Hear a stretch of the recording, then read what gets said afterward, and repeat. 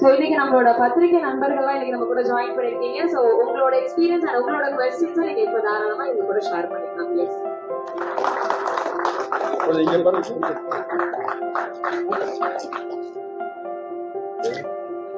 S traffic கொஞ்சம் face மாதிரி இருக்குது. லைட் ஆக்சிடென்ட் கொஞ்சம் இங்கே பாருங்க.